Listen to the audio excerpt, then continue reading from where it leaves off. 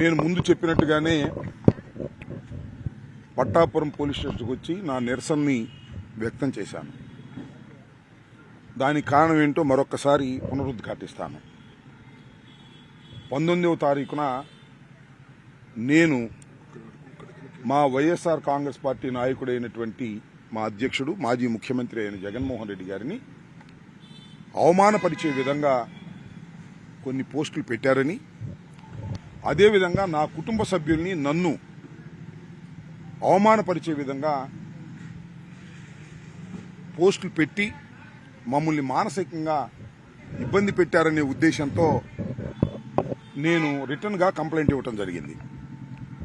అదేవిధంగా ఫోన్లో కూడా ఫోన్ చేసి నన్ను బెదిరించారు అనేది కూడా నేను వివరంగా వివరించడం జరిగింది. కానీ ఇంతవరకు ఏ విధమైన యాక్షన్ తీసుకోలేదు. చట్టం ఏం చెబుతుందంటే ఓల్డ్ సిఆర్పిసి ఇచ్చిన ప్రతి దాన్ని కూడా రిజిస్టర్ చేయాలి. యాక్షన్ తీసుకోవటమా తీసుకోపోవటం అనేది విచారణ చేసి దానిలో వాస్తవాలు ఉంటే యాక్షన్ తీసుకోవాలి. కొత్తగా వచ్చిన సిఆర్పిసి స్థానంలో వచ్చినటువంటి బిఎన్ఎస్ఎస్ కొత్త చట్టం ఇచ్చిన తర్వాత 14 రోజుల వరకు ప్రిలిమినరీ ఎంక్వైరీ కోసం వారు పెట్టుకోవచ్చు. ప్రిలిమినరీ ఎంక్వైరీ తర్వాత కేసు రిజిస్టర్ చేయాలి. ఎవరి మీదైనా సరే కేసు రిజిస్టర్ చేసి వారి మీద యాక్షన్ తీసుకోవాలి. ఇది చట్టం చెబుతున్నటువంటి అంశం. నేను 19వ తారీఖు నేను చెప్పాను మొన్న, ఇదంతా చట్టం ఈ విధంగా చేస్తుంది. పోలీసు వారే చట్టాన్ని ధిక్కరిస్తే సమాజానికి ప్రమాదం. పోలీసు వారు తక్షణమే దీన్ని యాక్షన్ తీసుకోండి, లేకపోతే నేను నిరసన తెలియజేస్తాను, ఇదే అట్ట చూపించి కూడా చెప్పాను. కానీ వాళ్ళు చేయలేదు.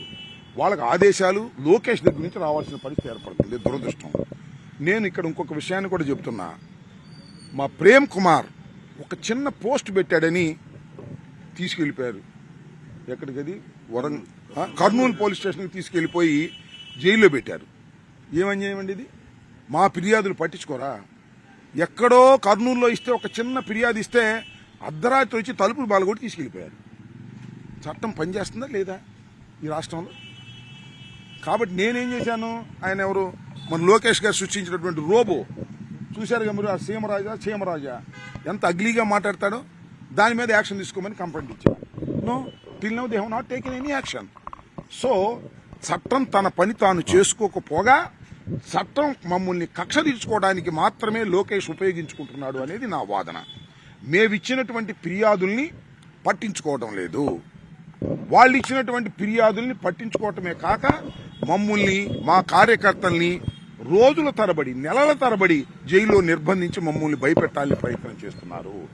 ఇది నేను ఒక చట్ట ప్రకారంగా లా అబైడింగ్ సిటిజన్ లాగా నేను కంప్లైంట్ ఇచ్చాను. నేనే స్వయంగా వచ్చి ఇచ్చానండి. I mean ex minister. అంతేకాదు నేను న్యాయవాదిగా కూడా పనిచేశాను. లా తెలుసు నాకు. నేనే స్వయంగా వచ్చి కంప్లైంట్ ఇస్తే they have not taken care.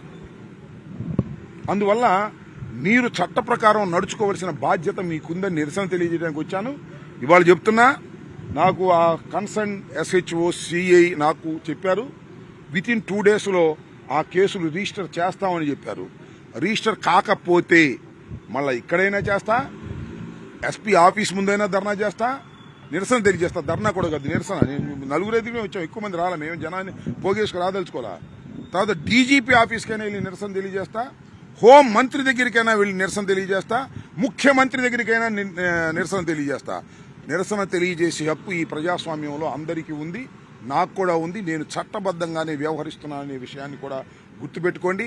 పోలీసులు పక్షపాత ధోరణితో ఏ విధంగా లోకేష్ చెప్తే ఆ విధంగా మా కార్యకర్తలను హెరాస్ చేస్తున్నారు. మేము ఇచ్చినటువంటి కంప్లైంట్స్ మీద పట్టించుకోవటం లేదు.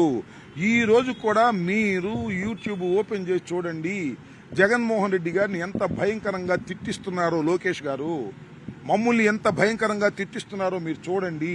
వాటి మీద యాక్షన్ తీసుకోకుండా మేము ఎప్పుడో మా వాళ్ళు పెట్టారని వీళ్ళ మీద యాక్షన్ తీసుకుంటున్నారు ఒక చట్టబద్ధంగా వ్యవహరించేటువంటి విషయంలో. అరే నాకు అర్థం కాల. ప్రేమ్ కుమార్ని ఎక్స్ట్రాషన్ కేసు పెట్టారండి. ఎక్స్ట్రాషన్ దోపిడీ.